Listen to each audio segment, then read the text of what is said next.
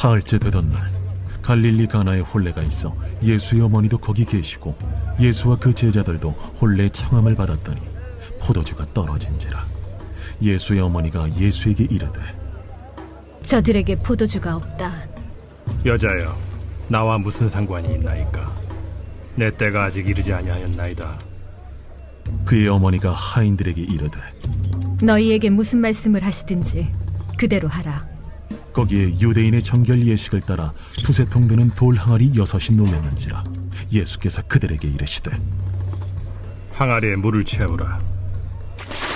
하신즉 아귀까지 채우니 이제는 떠서 연회장에게 갖다 주라. 하심에 갖다 주었더니 연회장은 물로 된 포도주를 맛보고도 어디서 났는지 알지 못하되 물떠온 하인들은 알더라. 연회장이 신랑을 불러 말하되 사람마다 먼저 좋은 포도주를 내고 취한 후에 낮은 것을 내거늘 그대는 지금까지 좋은 포도주를 두었도다. 예수께서 이 첫 표적을 갈릴리 가나에서 행하여 그의 영광을 나타내시며 제자들이 그를 믿으니라. 할렐루야. 우리 가운데 신실하신 주님의 이름을 찬양합니다. 우리 높으신 주님 앞에 감사와 찬양과 영광의 큰 박수를 지며 나아가겠습니다. 오늘도 높으신 주님, 아름다우신 주님, 참 좋으신 주님의 이름을 찬양합니다. 할렐루야. 우리 이 시간 한몸 일은 우리 서로 사랑하는 포드처치 식구들을 향해서 늘 한번 따뜻한 사랑과 축복과 격려의 박수를 나누겠습니다. 오늘 여러분 모두에게 주님의 놀라우신 은혜의 영광이 임하기를 축복합니다. 네, 글로벌 포드로 우리 흩어져서 영상으로 예배하는 포드처치 성도들을 향해서도요, 우리 한번 따뜻한 사랑과 축복의 박수를 보내도록 하겠습니다. 여러분, 예배하는 모든 곳에 주님의 나라가 임하게 되기를 주님의 이름으로 축복합니다. 할렐루야. 사랑하는 여러분, 성령 충만하십시오. 말씀 충만하십시오. 정말 하나님께서 날마다 새롭게 우리가 오늘 함께 나눈 찬양처럼 날마다 새롭게 주님의 사랑과 주님의 은혜로 우리의 영육을 새롭게 변화시키시는 존귀한 은혜가 저와 여러분 가운데 있게 되기를 주님의 이름으로 축원합니다. 네, 여러분 19세기 영국의 캠브리지 대학 한 강의실에서요 시험을 보고 있었습니다. 종교 과목 시험을 치르고 있었는데요. 그날 시험 문제가 물이 변하여 포도주가 된 예수 그리스도의 기적에 담긴 종교적, 영적 의미를 서술하라는 그런 문제였어요. 시험의 시작종이 울리자마자 일제히 답안지에 펜촉이 닿는 소리가 요란하게 들렸습니다. 저마다 자신의 생각을 논리적으로 풀어내느라 시험장에는요 굉장히 그 팽배한 긴장감이 감돌았어요. 그런데 유독 한 학생만이 멍하게 창밖을 응시하고 있었습니다. 2시간 내내 우두커니 한 줄의 답도 쓰지 않고 그냥 그렇게 앉아 있는 거예요. 감독관이 다가가서 주의를 주었지만 그 학생은요 이 시험에 관심이 하나도 없어 보였죠. 시간은 계속해서 흘러가서 이제 마칠 시간이 다가왔습니다. 이제 시간은 다 되어가는데 뭐라도 좋으니까 보다 못한 이 시험관이요 그 학생에게 다가가서 단 한 줄이라도 좀 써보라고, 백지 제출은 당연히 0점 처리되니까 단 한 줄이라도 적으라고 그렇게 최후 통첩을 했어요. 그러자 이 학생의 돌연 시험지를 이렇게 뚫어지게 바라보더니요 정말로 딱 한 줄, 단 한 줄만을 써놓고 유유히 시험장을 빠져나갔습니다. 하지만 달랑 이 한 줄의 답안지는요 이 대학의 전설로 남은 만점짜리 답안지가 되었어요. 여러분 뭐라고 썼는지 아세요? 물이 그 주인을 만나자 얼굴이 붉어졌도다. 여러분 기가 막히지 않습니까? 여러분 혹시 이 사람이 누군지 아세요? 이 사람은 훗날 영국의 3대 낭만파 시인 중에 한 사람인 조지 고든 바이런이었습니다. 왠지 저도 이 한 줄의 이야기로 오늘 설교를 마치고 유유히 이 문을 나가야 할 것만 같은 생각이 들어요. 그렇게 나가도 모두가 이해할 수 있는 그 믿음의 명료함과 단순함이 오늘 말씀 가운데 있기를 사모합니다. 여러분 이 바이런이 직관한 우리의 삶 속에 일어나는 이 본질적인 변화는요 이렇게 우리 인생이 주인을 만날 때 일어납니다. 우리의 삶에는요 완만한 성장도 필요하고요 점진적인 변화도 필요합니다. 매일 조금씩 파고드는 깊이감도 필요해요. 점진적인 성장, 지속적인 깊이의 추구. 이 모든 것이 인생 전반에 끊임없이 일어나야 하는 것이죠. 그래야 우리의 인생이 전인적으로 장성한 분량까지 이르기까지 자라나게 됩니다. 그러나 여러분, 결국 가장 중요한 것은요, 결정적 전환이에요. 여러분, 물에 빠진 사람, 그 물에 빠진 위기의 사람에게 여러분 어떠한 변화가 필요한가요? 그러니까 머리채를 낚아채듯이 한순간 누군가에 의해서 건져 올려지는 구원의 타이밍. 그 중대한 위기의 순간에 그 결정적인 구원의 순간이 필요한 것이죠. 여러분, 이 순간에는요, 긴 말이 필요 없어요. 복잡한 과정도 없습니다. 그저 중요한 한 가지는 누가 과연 이러한 일들을 가능하게 할 것인가 하는 사실뿐입니다. 오늘 우리가 함께 읽은 본문은 바로 그 사실을 가리키고 있어요. 바이런이 간파했던 핵심이죠. 단지 기적이 아닌 기적을 일으키시는 그분에 대한 이야기를요. 이 가나 혼인잔치에 일어난 사건은요, 예수님께서 공생애를 시작하시면서 일으키신 첫 번째 기적의 사건이었습니다. 자, 그런데 오늘을 요한은 이 사건을 기록하면서 이것을 기적이라고 하지 않고 세메이온이라는 표적이라는 단어를 사용하고 있어요. 여러분, 이 기적과 표적의 차이는 무엇일까요? 기적은 그야말로 이 인간의 이성과 상식을 뛰어넘은 아주 기이한 일을 가리킵니다. 그런데 표적은요, 기적과는 달라요. 이 세메이온이라는 단어는 신호, 표시라는 뜻을 가지고 있어요. 자, 그러니까 이 사건은 예수님이 어떠한 분이신지, 앞으로 예수님께서 행하실 일들이 어떠한 것인지 그 본질적인 의미와 목적을 암시해주는 표지판으로서의 그 역할을 나타내는 것을 말해주는 것이죠. 자, 그렇다면 이제 이 사건을 통해서 지금 요한이 우리에게 말해주고 싶은 그 이야기를 함께 나눠보도록 하겠습니다. 우리 1절에서 3절 말씀을 같이 한번 다시 읽어보도록 하겠습니다. 1절에서 3절 말씀 시작. 사흘째에 되던 날 갈릴리 가나에 혼례가 있어 예수의 어머니도 거기 계시고 예수와 그 제자들도 혼례의 청함을 받았더니 포도주가 떨어진지라. 예수의 어머니가 예수에게 이르되 저들에게 포도주가 없다 하니. 자, 여러분, 갈릴리 가나에서 혼인잔치가 있었어요. 학자들은 아마 요한 자신의 결혼식이지 않았을까라고 예상을 하는데요. 그래서 요한에 가까운 친척이었던 마리아와 예수님이 이 잔치에 초대를 받으셨고 제자들도 그 자리에 함께 있었습니다. 그런데 문제가 발생했어요. 바로 포도주가 떨어진 거예요. 지금 우리의 시대에서 잔치집에 포도주쯤 떨어진 일이야. 그게 얼마나 큰 문제였을지 여러분이 체감이 잘 안 되실 수 있는데요. 그런데 유대인들의 혼인 잔치를 알게 되면요, 이것이 일생의 가장 중요한 순간을 그냥 완전히 망쳐버릴 수 있는 얼마나 큰 낭패인지를 알게 됩니다. 여러분, 유대인의 혼인 잔치는요, 기본적으로 일주일 이상이 지속되는데요. 형편이 좋지 않는 사람도 최소한 일주일 동안 잔치를 배설하고요.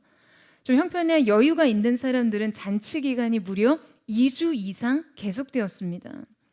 그러니까 일반 유대 서민의 가난과 이 중노동으로 인한 고달픈 인생 여정에서는요, 이 한 주간에 누리는 축제와 즐거움이야말로 인생에 있어서 최고로, 아니 어쩌면 유일하게 누릴 수 있는 기회였다라고 이야기를 해요. 그러니까 말하자면 인생에 있어서 가장 풍요롭고 아름다운 시간인 것이죠. 그런데 그렇게 먹고 마시며 인생의 낙을 누리는 유일한 축제의 순간에 포도주가 떨어졌어요. 여러분, 오늘 이 사건이 예수님의 공생의 기간 중 첫 번째 표적이었다라고 말씀드렸죠. 이 사건은 예수님의 메시아 되심을 드러내는 그 표적, 하나의 신호탄이었다고 한다면, 성경은 지금 상징적으로 이 포도주 떨어진 잔치집을 통해 우리 인생에 주고자 하는 메시지가 분명히 있을 것입니다. 여러분, 성경에서는요, 성경에서 포도주는 언제나 기쁨과 만족과 즐거움의 상징이었습니다. 예수님께서 이 땅에 오셨어요. 메시아적 존재로서 그분이 자신을 드러내야 하는 그때 예수님이 만난 인생들은요, 여러분 어떤 인생이었다는 것입니까? 바로 바닥난 인생이었다는 거예요. 인생의 참된 만족과 기쁨이 바닥난 인생들이요. 더욱 중요한 것은 이 결핍이 인생의 결정적 순간에 드러났다는 것이죠. 여러분, 그곳에는 많은 사람들이 모여 있었어요. 먹고 마시고 누리며 기쁨을 맛보기 위해서요. 즐거움을 위해서 그곳에 모였습니다. 그러나 그 순간 그곳의 기쁨은 끝났어요. 그 잔치집에 포도주가 떨어짐으로 여러분 웃음이 끊어지고요. 노래가 끊어졌습니다. 그곳은 당혹스러움과 실망감을 안겨주는 잔치집일 뿐이었어요. 여러분, 그런데 어쩌면 이 결정적인 순간이라는 것은요, 그냥 일상의 평균에 지나지 않습니다. 인생에 찾아오는 절호의 기회들과 이 중대한 순간들은요, 어쩌면 그저 인생의 평균이에요. 어느 한순간의 문제가 아니라 인생 총체적 평균의 문제였던 것이죠. 여러분, 예수님은 왜 첫 번째 이적을 지금 이 잔치집에서 행하셨을까요? 예수님 없는 인생의 모습을 보여주기 위함이셨습니다. 나 없는 너의 삶은 인생의 결정적 순간에 드러난 이 결핍과 같다. 근원적 기쁨이 메말라 있고 참된 만족이 없는 인생, 실망과 당혹스러움으로 점철된 인생이요. 여러분, 그런데 그 가나 혼인집 잔치에서는요, 텅 비고 바닥난 것이 또 있었어요. 지금 성경은 이 상황과 현상을 잘 드러내는 상징물을 하나 더 제시합니다. 자, 여러분, 그 가나 혼인 잔치집에요, 뭐가 있었다라고 이야기를 하죠? 6개의 돌 항아리들이 있었습니다. 이 돌 항아리들은요, 당시 유대교의 상징물이에요. 이 돌 항아리는 유대교의 전통에 따라 이 결례를 행하기 위해서 놓아둔 것이었습니다. 이 결례라는 것은 그들의 손을 씻는 관습인데요. 그들은 장로들의 유전을 따라 들어오고 나갈 때마다 그 항아리에서 손과 발을 씻어야 했어요. 그렇기 때문에 그 항아리에는 항상 물이 가득 차 있었어야 했습니다. 자, 그런데 그 잔치집의 돌항아리가 여러분 어땠다고 기록하고 있죠? 혼인 잔치집에 있던 6개의 돌 항아리는요, 지금 모두 다 비어 있었어요. 텅 비어 있었습니다. 그저 형식만 남아 있었어요. 여러분, 형식만 남은 것은 위선적인 것이에요. 지금 그들의 종교 생활은 생명의 능력과는 거리가 멀었어요. 씻을 물이 없었어요. 거룩의 능력을 잃었습니다. 아무런 기능 없이 바닥을 드러낸 돌 항아리. 여러분, 이것은 그들의 종교 생활을 보여주는 것뿐만이 아니라요, 유대교가 당시 그들의 삶에 미친 영향력을 생각해 본다면 이것은 그저 그들의 삶 자체를 드러내는 것이었습니다. 뿐만 아니라 여러분, 이 숫자가 참 의미심장해요. 지금 항아리가 모두 총 몇 개라고 이야기를 하고 있죠? 6개요. 여러분, 이 퍼드의 스피릿을 이야기하자면 6 to 7이죠. 인간의 6걸음, 우리의 최선의 수. 그러니까 이 상징적 숫자가 모두 비어 있었어요. 어쩌면 6개가 모두 비어 있었다는 말은요, 이 절대적 부족과 결핍을 가장 강조한 상태가 아닐까라는 생각을 들게 합니다. 어쩌면 이것은 죄의 결과이기도 하고요, 동시에 죄인인 우리의 존재적인 문제이기도 해요. 제 첫 조카 지한이가요, 이제 얼마 전에 엄마랑 산책을 하는데 그런 말을 하더래요. 자기는 이 저녁 냄새를 맡으면 마음이 이유 없이 슬퍼질 때가 있다는 거예요. 아침의 냄새와 저녁의 냄새가 다른데 그냥 슬퍼할 이유가 하나도 없는데도 저녁의 냄새를 맡으면 이 마음이 슬퍼진대요. 10살입니다. 여러분 지금 고작 10살이 죄를 지었으면 얼마나 지었겠어요. 슬픔을 안다면 얼마나 알겠습니까? 인생의 질고를 경험했으면 얼마나 경험했겠어요. 그런데 인생의 어떤 공허의 문제를 이미 아는 거예요. 우리 존재의 어떤 그 원천적인 구멍을 느끼는 거죠. 여러분도 그럴 때 있으시잖아요. 그냥 이렇게 서늘한 바람만 불어도 그냥 마음에 이 가슴에 바람이 숭숭 다 들어가는 것 같아요. 제가 지체들과 이렇게 상담을 하다 보면요, 연말이 되면 다들 감정이 많이 흔들립니다. 어떤 이 시간의 변화에 대해 어쩔 줄 몰라 하더라고요. 여러분이 아직 이런 거를 안 느껴보신 분이 계시면요, 아직 너무 어려서 그래요.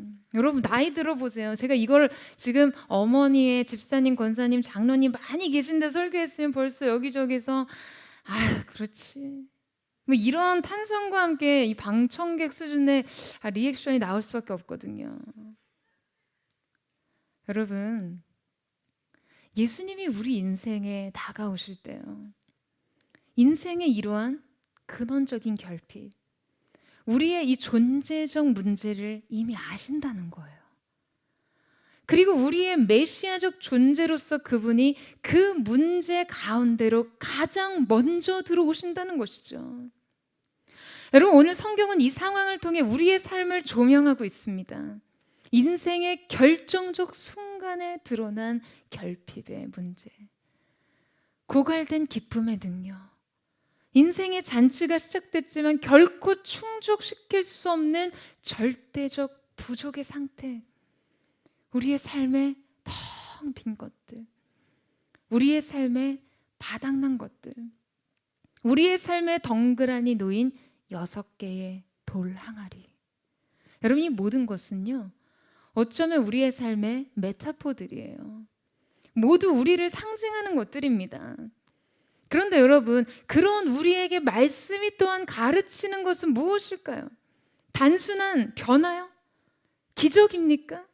물이 변하여 포도주가 되고 텅 빈 항아리가 막 가득 차고 넘치는 그런 드라마요? 아니에요. 성경이 오늘 우리에게 강조하는 것은 과연 그렇다면 그 절대적인 결핍을 누가 채우는가 하는 것입니다. 이 본문에서 드디어 예수님이 역사의 무대에 등장하세요. 그분의 메시아적 행보가 드러납니다. 여러분, 오늘 본문에서 예수님의 어머니 마리아는요, 포도주가 다 떨어지자 아들 예수께 나와서 저들에게 포도주가 없다 하니 라고 말해 주었습니다. 여러분, 이것은 분명 마리아의 믿음이었어요. 인생의 문제가 드러나는 순간 누구에게 가야 하는지를 아는 지혜와 그것을 아뢰는 믿음 말이죠. 여러분이 단순한 분별과 행동을요, 많은 이들이 잘 하지 못합니다. 우리의 인생의 결정적인 순간 어떤 당혹스러운 문제가 발생할 때 우리는 그 문제를 해결할 수 있고 그 상황에서 우리를 구원할 수 있는 유일한 분께 가질 않아요. 그분께 그 문제를 아뢰지 않습니다. 사랑하는 여러분, 기적의 시작은 이 분별과 행위에서 시작됐습니다.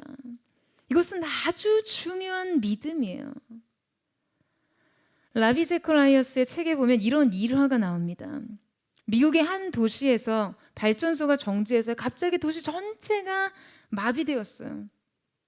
기술자들이 갑작스럽게 투입되었지만요, 이 문제를 개선할 수 있는 사람이 없었습니다. 고군분투했던 시간을 지나서요, 마침내 한 사람이 왔는데 그가 와서 버튼 하나를 누르자 시스템이 완전 재가동되었어요. 그 도시 전체를 마비시켰던 문제를 한순간에 해결했던 것이죠. 그는 이 문제를 해결한 사례로 그 시청에 $1,000,000 청구했는데요, 청구한 돈의 숫자가 조금 의아했던 이 관계자가 그에게 질문을 했습니다. 아니 뭐 100만 달러면 100만 달러지 100만 1달러는 무엇입니까? 그러자 그가는 이렇게 대답했습니다. 1달러는 버튼을 누른 것에 대한 비용이고 100만 달러는 어느 버튼을 눌러야 할지 아는 것에 대한 비용입니다. 여러분 어떠세요? 이 지불 비용이 여러분에게 합당하게 느껴지십니까? 여러분 우리의 인생을 한순간 휩쓸고 가는 어떤 문제를 해결하는 것도 마찬가지예요. 이 도시를 뒤덮은 어둠처럼요. 그냥 어느 한순간 어느 경험에 기대요. 어느 지식에 기대요. 어떻게 해결해야 할지 모르는 바로 그때 말이에요. 여러분 그때 우리가 부르는 이름이 누구여야 하겠습니까? 여러분 누구여야 하겠어요? 바로 우리 주님이 되어야죠. 주님께로 가야 합니다. 왜인가? 주님만이 우리 문제를 해결하실 수 있기 때문이에요. 여러분 이 사실을 믿으세요? 주님만이 우리의 인생을 책임지실 수 있기 때문입니다. 그런데 오늘 본문에서 우리는 다소 당황스러운 예수님의 반응을 직면하게 돼요. 바로 예수님께 찾아간 어머니 마리아를 향해서요. 예수님께서 하신 대답이 말이에요. 자, 우리 4절 말씀 같이 보시겠어요? 우리 4절 말씀을 같이 한번 읽어보도록 하겠습니다. 시작. 예수께서 이르시되 여자여 나와 무슨 상관이 있나이까 내 때가 아직 이르지 아니하였나이다. 자, 여러분 지금 예수님께서 그게 지금 나랑 무슨 상관이 있냐는 거예요. 예수님께서는 지금 어머니의 이 육적인 문제 해결에 대해서 응하실 수 없다는 말씀을 하신 이 이유는요. 여러분 이 거부는 바로 이러한 선언입니다. 나는 사건 해결사로서 이 땅에 온 것이 아니라 메시아로 온 것이다 라는 것이에요. 예수님께서 내 때가 아직 이르지 않았다라고 하실 때 중요하게 사용된 이 내 때라는 말은요. 요한복음에서 7번 등장합니다. 그리고 그 때가 7번 쓰여졌을 때 주님의 때가 비로소 완성돼요. 바로 주님의 그 고난, 그리스도의 죽음을 일관적으로 가리키면서요. 그러니까 내 때가 아직 이르지 않았다고 하신 이 말씀은요. 이 죽음을 가리키시면서 곧 나는 죽기 위해 이 땅에 왔다고 하시는 그런 의미예요. 나는 메시아라는 것이죠. 인류에게 빵과 떡을 주러 온 것이 아니라 본질적인 죄와 사망의 문제를 해결하고 영혼을 주기 위해 왔다는 것을 말씀하시는 것입니다. 여러분 우리도 우리 인생에서 예수님께 구하는 대부분이요. 상황의 해결, 문제의 해결, 육적인 필요와 공급에 머물러 있습니다. 그래서 예수님은 이 필요를 1차적으로 거부하셨어요. 여러분 예수님의 이 거절은요. 그 깊이로 내게 다가오지 말라는 거예요.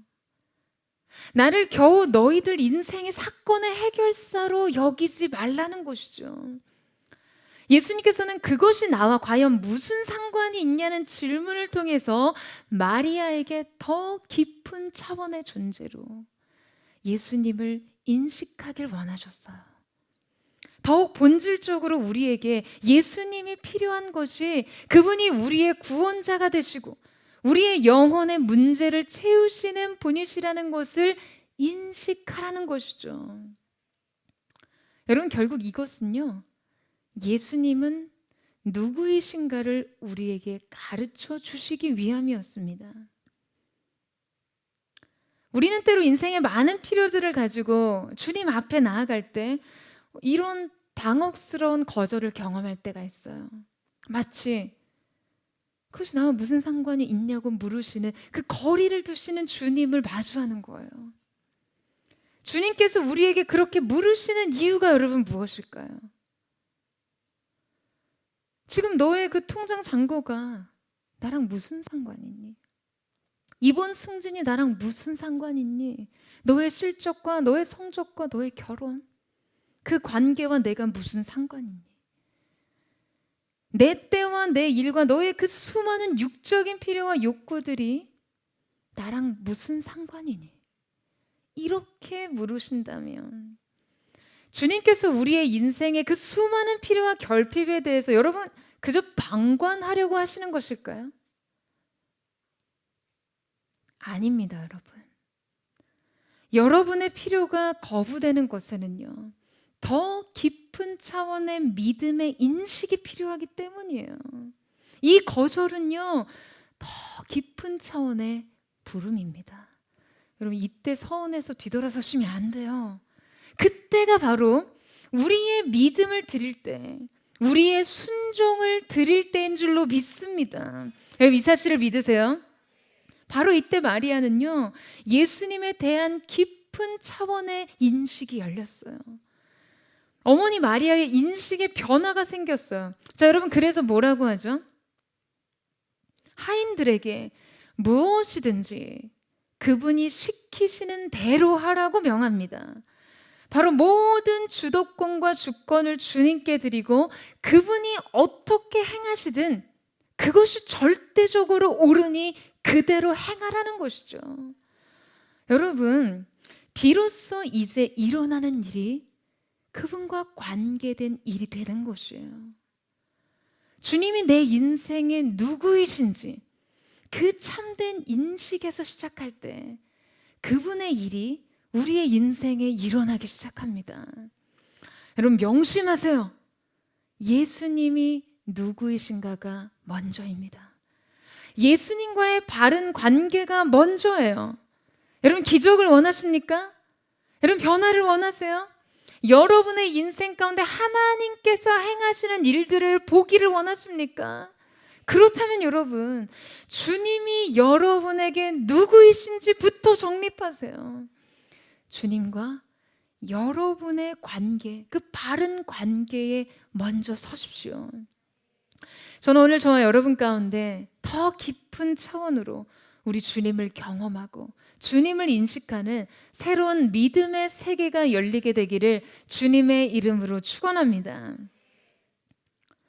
자, 이제 이 믿음 위의 다음 걸음이 여러분 무엇이겠습니까? 5절 말씀에 그의 어머니가 하인들에게 이르되 너희에게 무슨 말씀을 하시든지 그대로 하라 하니라.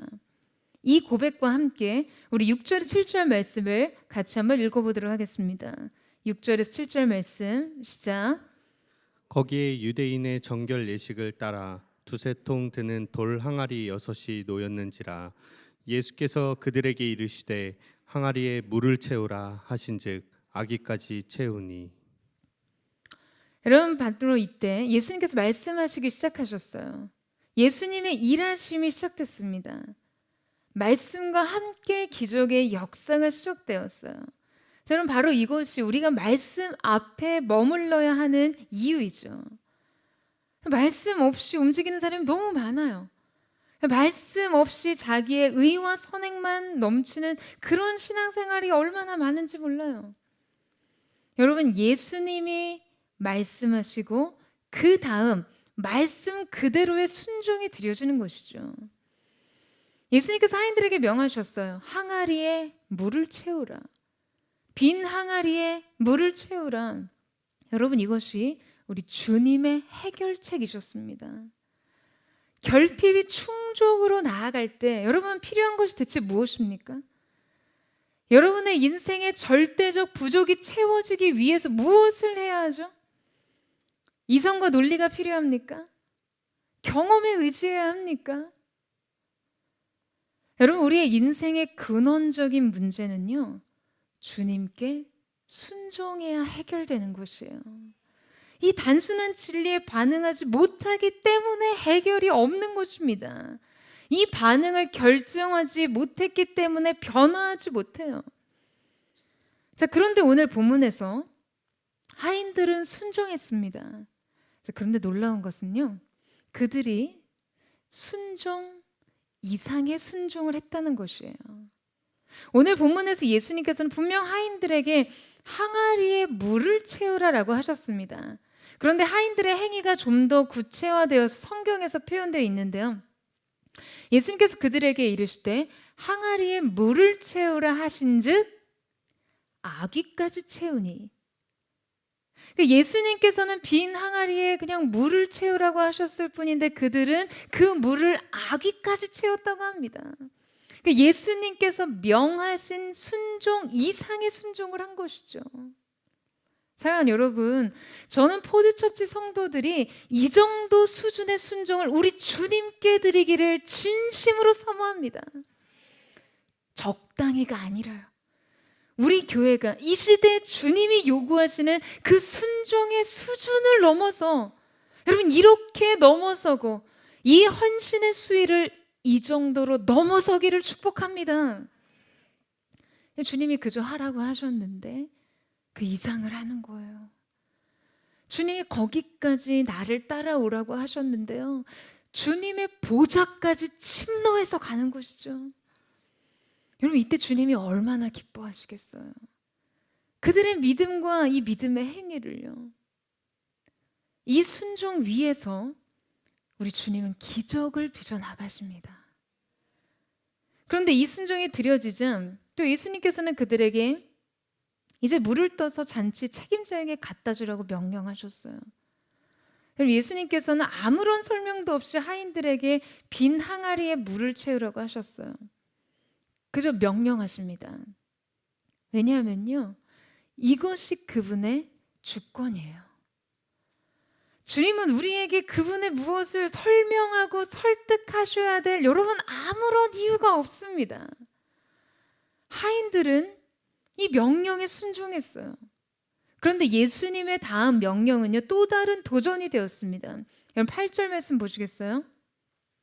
이제는 떠서 연회장에게 갖다 주라 하심에 갖다 주었더니. 그러니까 물을 채우는 것보다 그 물을 떠서 책임자에게 가져다 주는 것은요, 하인들에게 있어서는 훨씬 더 큰 위기감을 가져다 주는 명령이었을 거예요. 포도주를 달라고 하는 사람에게 물을 떠다 준다고 한다면요, 그 주인에게 그렇게 하라니요. 여러분, 여러분이라면 여러분 상사에게 그렇게 하실 수 있으시겠어요? 그런데 하인들은 주님의 말씀에 어떠한 의도 제기하지 않고 그렇게 순종합니다. 제가 이 말씀을 묵상하면서 하인들의 마음을 한번 상상해 봤어요. 그들이 어떤 마음으로 이 주님의 명령에 순종할 수 있었을까? 여러분 아마 그들은요, 이런 생각으로 예수님의 명령을 따르지 않았을까 생각해요. 그들은 이 말씀에 순종하기까지 아마 막 마음이 조마조마했을지 모르죠. 설마 물이 변해서 포도주가 될 거라고 상상하지 못했을 수도 있어요. 그래서 그들의 마음의 결과에 대한, 이 어떤 결과에 대한 두려움이 생길 때 뭐 이런 생각을 하지 않았을까 싶어요. 에이, 주인이 책망하면 그냥 예수님이 그렇게 하라고 했는데 라고 말하지 뭐. 근데 여러분 제가 이 마음 묵상하는데요, 이 마음이 너무나 충분한 거예요. 이것이 바로 주님의 주대심입니다. 여러분 인생은요, 이 대답만으로 모든 것이 충분합니다. 이 사실 믿으세요? 문제는 이 답이 없다는 것이 문제죠. 이 들은 음성이 없다는 것이 문제인 것이죠. 마침 팬데믹 상황이 너무 극심하게 치닫을 때요, 이 교회의 개척을 구체화시키는데 여러분 아무것도 없는 데서 뭐 유형의 무언가를 세우는 일이 이 얼마나 많은 것을 필요로 하는지 짐작이 가시죠. 근데 하물며 교회를 세우는 일이면 오죽하겠습니까? 그저 이것이 어떤 유형의 조직과 시스템, 유형의 자원만이 필요한 게 아니잖아요.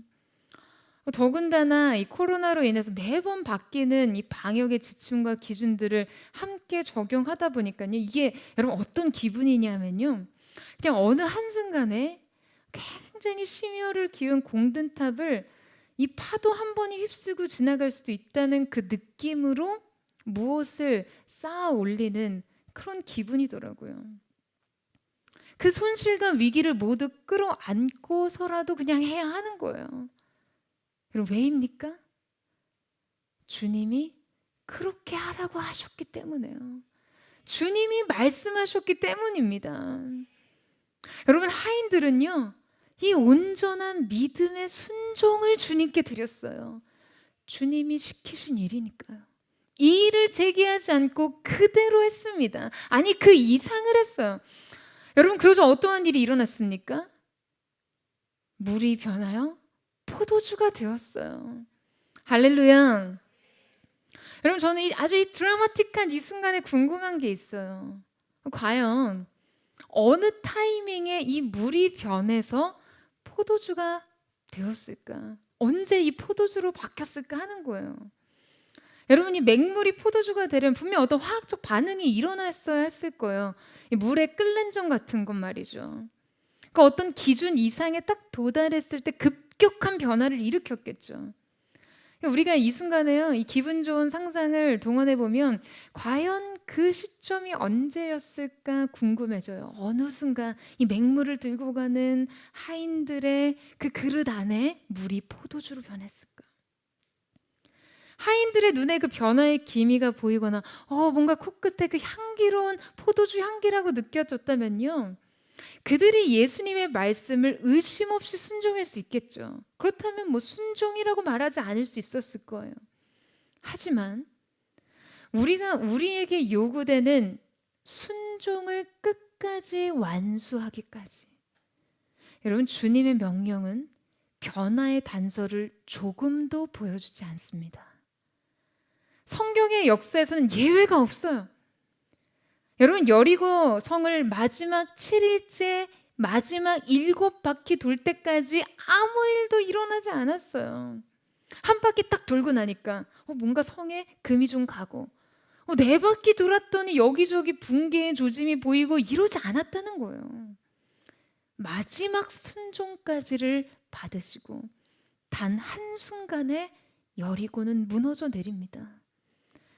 나아만 장군이요, 요단강에 물을 담글 때, 몸을 담글 때 6번째 물에서 나올 때까지도요, 그의 몸은 나병으로 썩어 들어간 그대로였어요. 나아만이 요단강 강물에서 몸이 빠져나올 때마다 여러분 상상해 보세요. 뭐부터 받겠어요? 자기 몸부터 받겠죠. 변화의 조짐을 보고 싶어서요. 아마 나아만은요, 6번 좌절했을 거예요. 6번 흔들렸을 거고요. 그런데 그 6번을 넘어서야 7번째 순종이 드려지는 것이죠. 여러분, 물은 분명 순종의 완성에서 포도주로 바뀌었을 것입니다. 물을 떠다 연회장의 책임자 연회장에게 갖다 주는 그 순간, 그 순종의 끝자락, 마지막 순종의 완성에서 물은 변화를 일으켰어요. 여러분, 우리가 때로 주님께 순종하면서도요, 이 순종의 완성을 이루지 못해서 포도주를 맛보지 못할 때가 많습니다. 이성으로 순종을 대치하고, 경험으로 순종을 거부하고, 영혼의 게으름으로 순종을 미루느라 여러분, 이 끝자락까지 나아가지를 못해요. 사랑하는 여러분, 끝까지 순종하세요. 여러분, 그 순종을 완성하십시오. 저와 여러분 가운데 그 마지막 순종까지도 주님 앞에 드릴 수 있는 거룩한 하나님의 사람들 되시기를 주님의 이름으로 축원합니다. 여러분, 그 완성의 끝자락에 무엇이 있습니까? 인생에 주님께서 주신 것들이 있어요. 텅 비고 바닥난 것 위에 주님께서 부어주신 것들이요. 자, 우리 9절에서 10절 말씀을 같이 한번 읽겠습니다. 9절에서 10절 시작. 연회장은 물로 된 포도주를 맛보고도 어디서 났는지 알지 못하되 물떠온 하인들은 알더라. 연회장이 신랑을 불러 말하되 사람마다 먼저 좋은 포도주를 내고 취한 후에 낮은 것을 내거늘 그대는 지금까지 좋은 포도주를 두었도다 하니라. 여러분, 잔치 책임자가 포도주를 맛보고 무슨 말을 합니까? 성경은요, 이 연회장이 맛본 포도주에 대해 정확하게 밝히죠. 물로 된 포도주요. 그리고 물떠온 하인이라는 표현으로 지금 이 포도주의 본래적 상태가 무엇이었는가를 계속해서 강조합니다. 여러분, 이것은 단순한 어떤 질적인 변화가 아니라요, 존재적 변화였습니다. 이것이 우리 구원의 비밀이에요. 물이 변하여 전혀 다른 성분의 포도주가 된 것처럼 여러분, 그것이 구원입니다. 존재적 변화예요. 여러분, 구원은 죄인이 의인이 된 일입니다. 우리의 존재가 조금 더 나은 사람이 된 것이 아니라요, 우리의 양심이 조금 더 밝아진 것이 아니라요, 영원히 죽을 내가 예수 그리스도로 인해 영원한 생명을 얻은 일입니다. 뿐만 아니라 사랑을 모르던 내가, 과거에만 갇혀 살던 내가, 인생의 트라우마에 허덕이던 내가 주님의 말씀을 통해서요 존재적으로 변화된 것이에요. 단 한순간의 말이죠. 주님이 우리에게 주신 새 포도주는 세상과 비교할 수 없는, 세상이 준 것과는 비교할 수 없는 기쁨과 만족과 즐거움을 나타냄과 동시에 그것은 존재적, 근원적 변화를 통해 주어지는 것임을 알게 되는 것입니다. 여러분, 그 변화된 포도주를 가지고 연회장 책임자에게 가지고 나갔던 여러분, 그 책임자가 뭐라고 이야기합니까?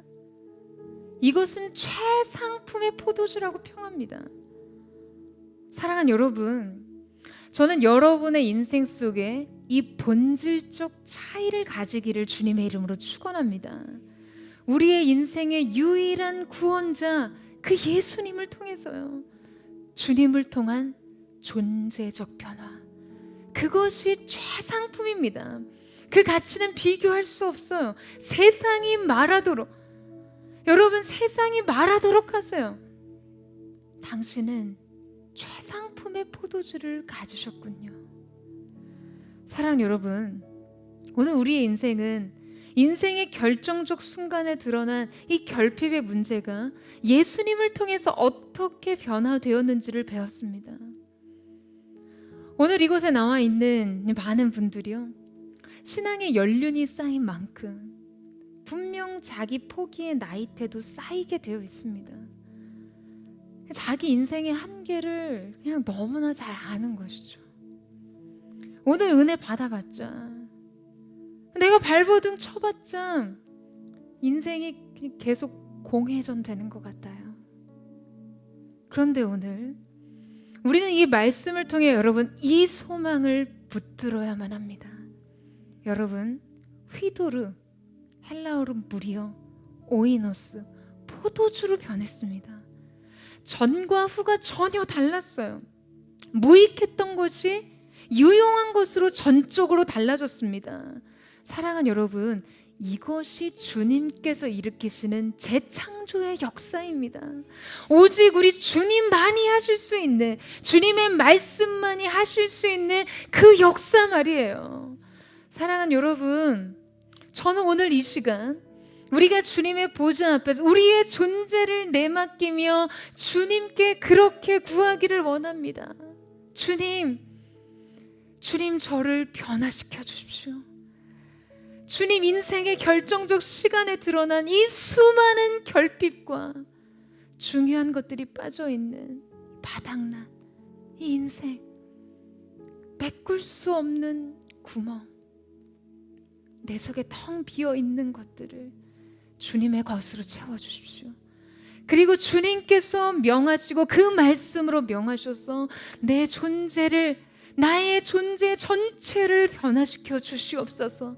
이것이 오늘 우리가 예수님 앞에 나와 그분의 일하심을 구했던 마리아의 믿음이 되기를 주님의 이름으로 축원합니다.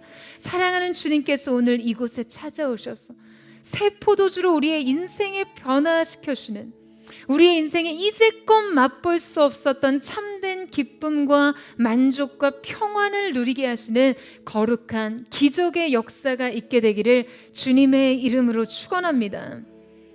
이 시간 우리가 그 마음 고백하며 그 믿음을 주께 드리며 함께 찬양하며 기도하며 나아갔으면 좋겠습니다. 사랑하는 주님, 인생의 결정적인 순간 삶의 바닥나 있는 것들을 보게 됩니다. 비어있는 6개의 돌 항아리처럼 분명 영혼의 능력, 거룩의 능력이 있어야 하는 그곳에 많은 것이 비어 있습니다. 인생의 참된 만족과 기쁨과 성취를 누려야 하는 그곳에 너무나 많은 것이 비어 있습니다. 기쁨과 안식이 있어야 하는 가정이 하나님 포도주가 떨어진 잔치집처럼 기쁨을 잃어버리고 웃음과 사랑을 잃어버렸습니다. 우리의 인생에 바닥난 것 같은 우리의 삶의 현장에 주님 찾아와 주십시오. 사랑하는 주님, 우리의 삶을 주님께 고백합니다. 그때 주님께서 말씀하실 때 우리의 삶이 그 말씀의 능력으로 다시 채워지게 하시고 말씀이 일으키시는 새로운 기적의 역사, 그리고 오늘 주님이 우리의 인생의 유일한 구원자여 산 소망이 되시는 것을 우리가 목도하게 되는 귀한 은혜가 있게 하여 주시옵소서. 전능하신 나의 주 하나님은 능치 못하실 일 전혀 없네. 우리의 모든 근구도 우리의 모든 생각도 우리의 모든 꿈과 모든 소망도 신실하신 나의 주 하나님은 주님은 우리의 모든 괴로움 바꿀 수 있네. 불가능한 일 행하시고 죽은 자를 일으키시니 그를 이길 자 아무도 없네. 주의 말씀 의지하여 깊은 곳에 금을 던져 오늘 그가 놀라운 일을 이루시는 것 보라. 주의 말씀 의지하여 믿음으로 금을 던져 믿는 자에게 능치 못함. 전능하신 나의 주 하나님은 전능하신 나의 주 하나님은 능치 못하실 일 전혀 없네.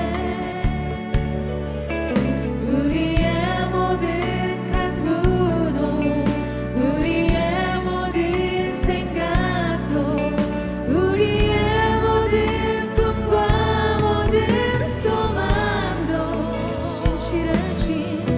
신실하신 나의 주 하나님은 주님은 우리의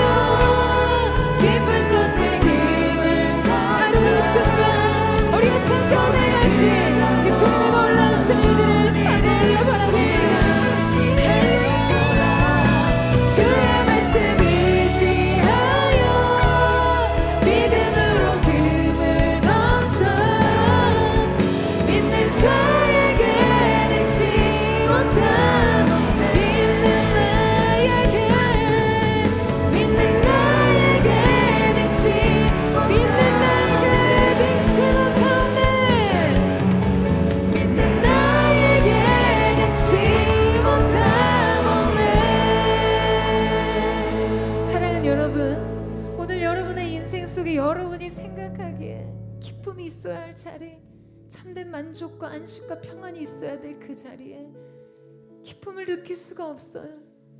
더 이상 그 안에 즐거움이 없어요.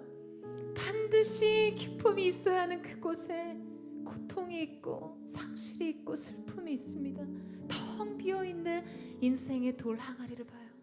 형식만 남아있는 관계, 형식만이 남아있는 신앙, 가정이지만 가정에서 누려야 될 기쁨이 동인한 바닥나버린 우리의 가정을 보게 됩니다.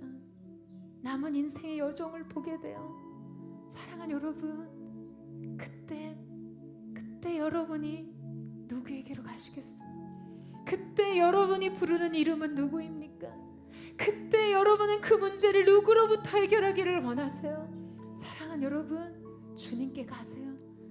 오늘 비록 여러분의 신앙이 주님 보시기에 아직 온전한 것이 아니라 할지라도 여러분이 모든 기적의 완성과 주님이 자신을 계시하시는 이 사건의 시작은요, 일단 그 문제를 주님께 가져가는 그 믿음에 있었어요. 오늘 여러분의 인생에 드러난 결핍과 상함과 고통과 그 모든 것을 예수님께 가져갈 수 있는 믿음이 있게 되기를 주님의 이름으로 축원합니다. 다시금 새 포도주로 여러분의 인생의 잔을 채우실 그 주님께로 나아가세요. 여러분, 그 주님을 기대함으로 가세요. 그 주님 앞에 서십시오. 오늘 하늘로부터 새로운 기름 부으심, 신선한 새로운 기름 부으심이 목마른 자들의 삶 속에 부으시는 주님의 놀라운 은혜로 임하실 줄로 믿습니다. 예수께로 가면 기쁨과 참된 만족과 평안이 있을 것입니다. 우리 전심으로 그 마음 고백하며 우리 합심하여 주여 한번 부르짖고 기도하며 나아가겠습니다. 주여, 사랑하는 주님, 우리가 우리의 인생의 모든 것을 가지고 예수님께로 나아갑니다. 우리 인생의 죄짐, 우리의 인생의 모든 양심의 필요들, 우리의 삶에서 볼 수 없었던 깨어진 기쁨에 대한 갈증, 가정 안에 있어야만 했던 평안과 안식을 누릴 수 없었던 우리의 삶의 모든 고통과 슬픔을 가지고 예수님께로 나아갑니다. 사랑하는 주님, 영접하여 주시옵소서. 사랑하는 자들의 슬픔과 인생에 깨어진 고통, 이들의 삶의 실망과 당혹스러움, 모두 비어있는 바닥난 인생과 같은 우리의 삶을 다시금 채우시고 만족해 하시는 그 주님의 은혜를 누릴 수 있도록 성령 하나님 기름 부어 주시옵소서. 줄이고 목이 마르니 내 잔을 여러분 주님께로 가세요. 주님께로 더 가까이 나아가 주시오. 오늘 그렇게 주 앞에 선 자마다 주님의 채우심에, 주님의 채우심의 은혜, 새 포도주를 기름 부으시는 주님의 은혜를 경험하게 될 줄로 믿습니다. 우리의 연약한 믿음마저도 받으시고 새로운 믿음의 세계를 열어주실 줄을 기대하며 나아가오니 주 역사하여 주옵소서. 주님으로 인해 목마릅니다. 우리 안에 새로운 기쁨, 새 즐거움의 능력을 채워 주시옵소서. 마음이 상한 자를 고치시는 주님, 하늘의 아버지 널 주관하소서. 주의 길로 인도하사 자유케 하소서. 새 일을 행하사 붙게 하소서. 그의 줄이고 목이 마르니 성령의 기름 부으소서. 그의 줄이고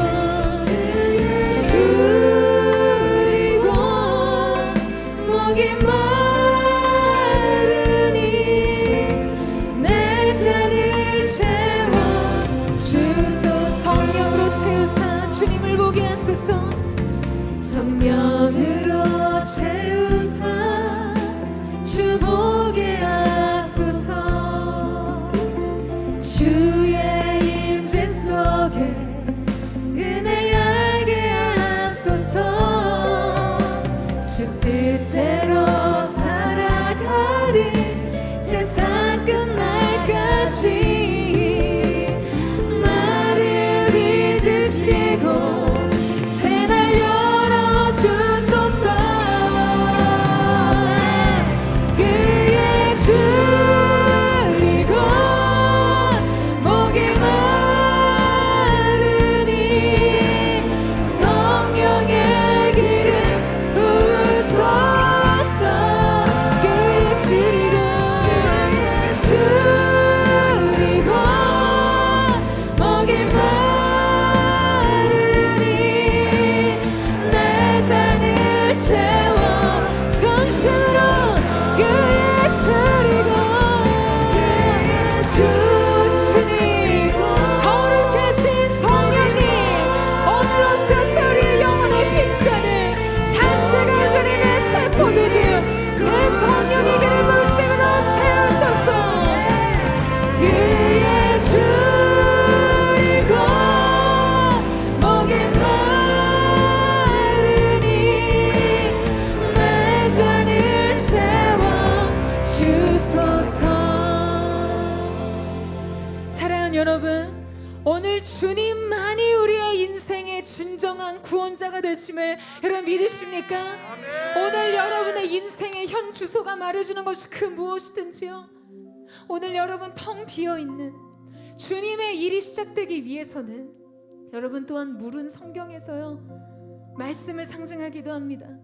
사랑하는 주님, 주님께서 오늘 내면에 비어있는 우리의 영혼에 말씀으로 그 빈 곳을 가득 채우라. 말씀으로 너의 인생을 가득 채우라. 여러분 이것이 시작입니다. 말씀이 있어야 그 가운데 기적이 시작되는 것이에요. 여러분 이 사실을 믿으십니까? 오늘 성경에 기록된 모든 로고스의 말씀이 개인적 음성의 레마로 변화되는 시간, 채워지는 시간, 경험되는 시간이 있게 하여 주시옵소서.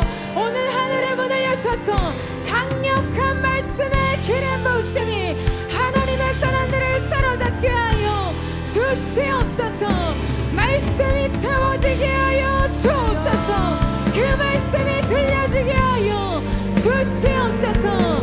우리 전심으로 주의 한번 부르짖고 합심한 통성으로 기도하겠습니다. 주여, 사랑하는 주님, 물동하에 드러납니다. 주님께서 이루신 기적의 능력, 우리가 단지 좋은 결과를 맛보는 자들이 되는 것이 아니라 이 말씀이 은혜를 누리는 자들, 이 말씀이 어떻게 시작되고 어떻게 내 인생을 돌파하게 했는지를 알게 되는 하나님의 사람들이 될 수 있도록 주님의 역사여 주시옵소서. 두려움 없이 인생의 새로운 시작은, 인생의 새로운 기적은 말씀의 능력으로부터 시작되는 것임을 우리 모두가 경험할 수 있도록 주여 역사하여 주시옵소서. 새해를 행하여 주옵소서. 말씀의 능력으로 주님 부어주시고 레마의 음성이 우리 귓가에 들려지게 하시고 그 음성으로 말미암아 우리가 인생의 세계를 알 수 있도록 주님 함께하여 주시기를 원합니다. 하나님의 사람들의 인생 속에 오늘 이 시간 말씀하신 기름 부으심이 임하게 하여 주시옵소서. 주의 회복의 능력이 나타나게 하시고 잃어버린 인생의 소명과 사명을 깨달아가는 시간 될 수 있도록 새 부르심의 영광에 참여하는 자들 될 수 있도록 주님 역사하여 주시옵소서. 아멘.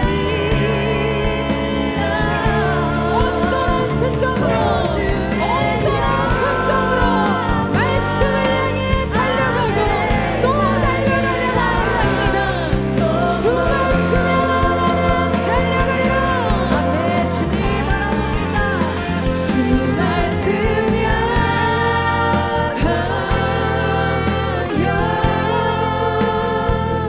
달려가 너는 달려가리라. 힘도 아닌 뜻도 아닌 오직 주님 그렇습니다. 오직 말씀의 능력과 성령의 충만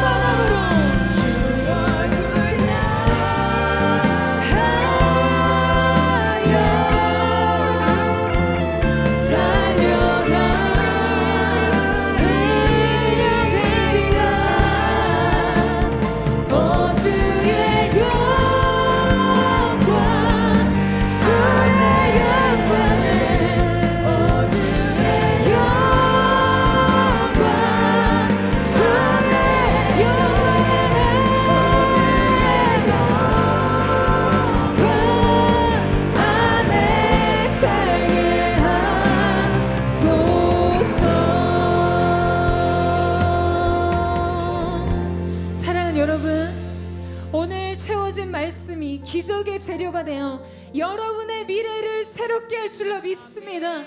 여러분의 오늘의 삶 속에 잃어버린 기쁨, 평안, 진정한 만족이 시작되었음을 예수님의 이름으로 선포합니다. 사랑하는 여러분, 온전한 순종을 드리세요.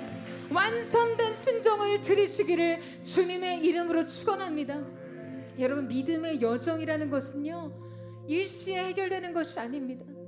믿음의 과정이 있어요. 하나님의 사람들의 사회화가 있습니다.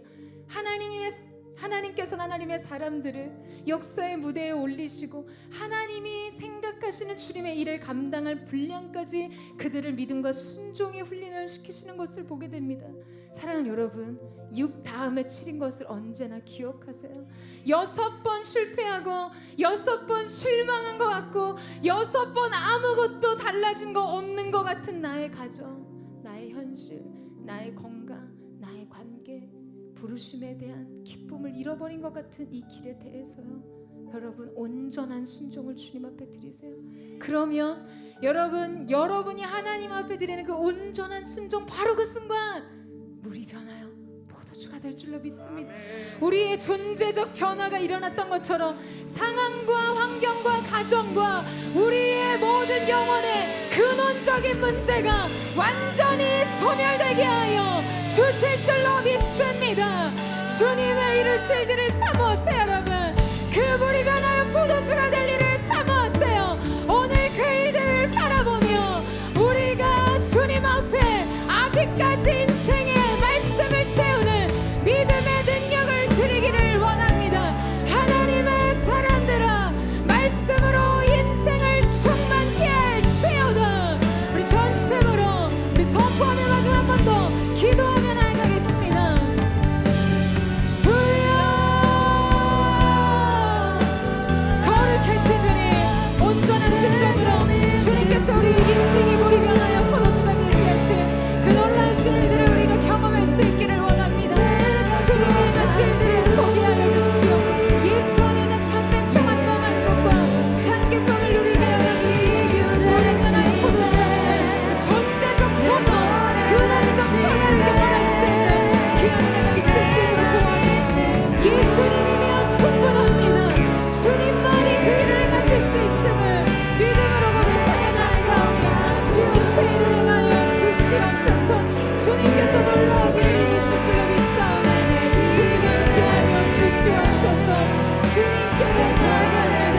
물이 변하여 포도주가 되는 그래서 물떠온 아이들이 아닌 비밀한 영적인 비밀을 우리 모두가 간직할 수 있도록 주님이 역사하여 주시옵소서. 내게 속한 주 예수, 삶의 이유 되시네, 내 노래 되시네, 내가 믿는